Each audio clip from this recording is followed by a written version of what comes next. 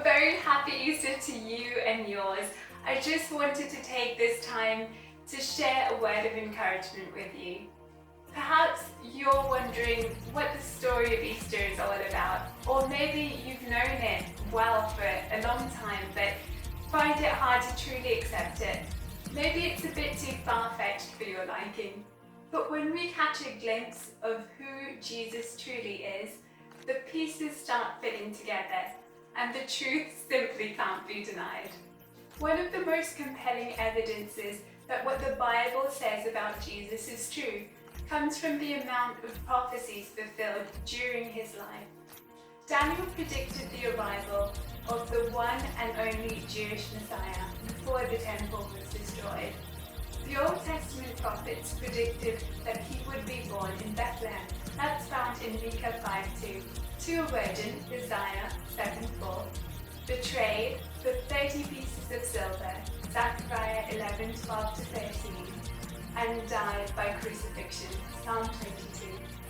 And be buried in a rich man's cave, Isaiah 53:9.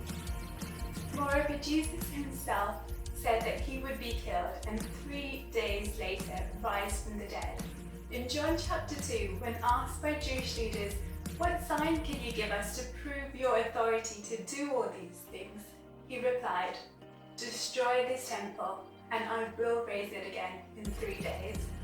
Their response? "It took 46 years to build this temple, and you're going to build it up in 3 days?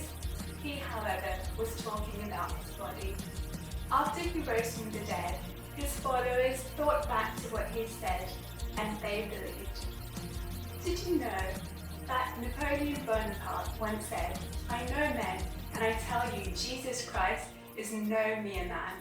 Between him and every other person in the world, there is no possible term of comparison. Alexander, Caesar, Charlemagne, and I have founded empires. But on what did we rest the creation of our genius? Upon force.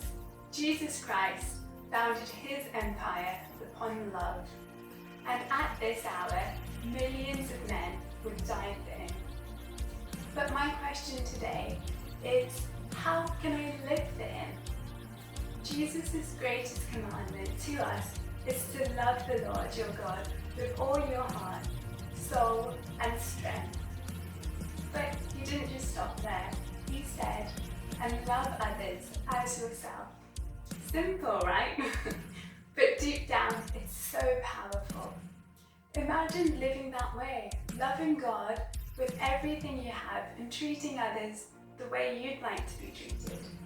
Easter is the ideal setting for this, since Jesus demonstrated the ultimate love by giving up his life for us.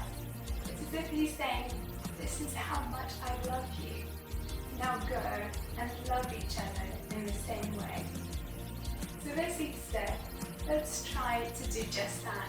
Look around us, see the people in our lives, family, friends, colleagues, even strangers, and ask ourselves, how can I show love to them today? It doesn't have to be grand gestures. Sometimes it's the smallest acts of kindness that hit the hardest.